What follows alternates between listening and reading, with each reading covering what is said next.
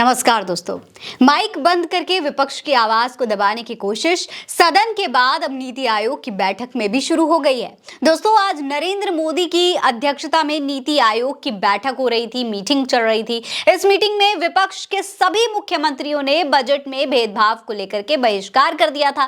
विपक्ष से केवल ममता बनर्जी थी जो इस बैठक का हिस्सा बनी थी, लेकिन ममता बनर्जी भी इस बैठक में गई तो पर वहां पर उनके साथ कुछ ऐसा हो गया कि उन्हें बाहर आना पड़ा, मीटिंग को बीच में ही छोड़कर। दरअसल ममता बनर्जी ने आरोप लगाया है कि उन्हें इस बैठक में, इस मीटिंग के दौरान बोलने का मौका तक नहीं दिया गया। उन्होंने दावा किया है कि प्रधानमंत्री नरेंद्र मोदी की अध्यक्षता वाली नीति आयोग की बैठक में उनका माइक म्यूट कर दिया गया, ठीक उसी तरीके से जिस तरीके से सदन में राहुल गांधी और तमाम विपक्ष के नेताओं के साथ होता है।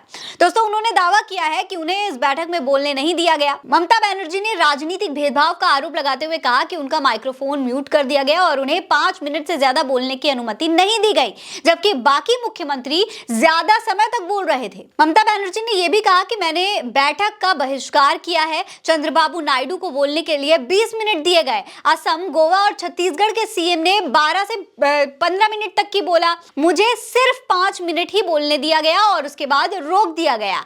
ये ठीक नहीं है।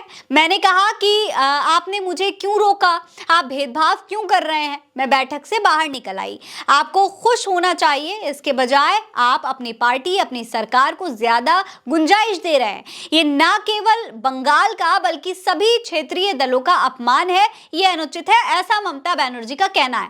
हालांकि दोस्तों, सरकार इस बात से पूरी तरीके से मुकर रही है। खुद वित्त मंत्री निर्मला सीतारमण ने भी इस पर सफाई पेश करी। उनका कहना है कि ममता बनर्जी झूठ बोल रही हैं। वित्त मंत्री ने कहा कि सीएम ममता बनर्जी नीति आयोग की बैठक में शामिल हुई, हम सभी ने उन्हें सुना। हर मुख्यमंत्री को अलॉट किया हुआ समय दिया गया जो हर टेबल पर लगी स्क्रीन पर दिखाई दे रहा था। उन्होंने मीडिया में कहा कि उनका माइक बंद कर दिया गया था। ये पूरी तरीके से झूठ है। हर मुख्यमंत्री को बोलने के लिए उचित समय दिया गया था।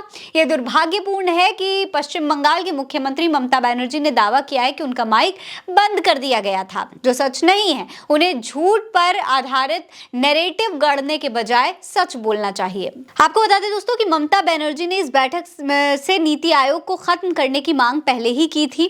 सीएम ममता बनर्जी ने अपनी इस मांग के पीछे की वजह भी बताई थी। उन्होंने कहा था कि इस नीति आयोग को बंद कर दें क्योंकि ये सिर्फ बैठक बुलाने के अलावा और कुछ भी नहीं करता है। इसके साथ ही ममता बनर्जी ने योजना आयोग को वापस लाने की मांग भी की थी।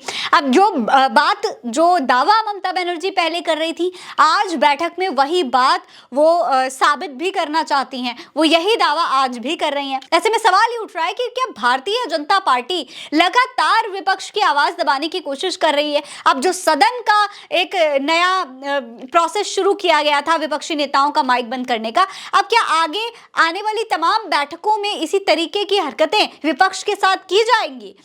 इस पर आपकी क्या राय है, मैं कमेंट सेक्शन में लिखकर जरूर बताइएगा। ये खबर आप उल्टा चश्मा यूसी पर देख रहे हैं। नमस्कार।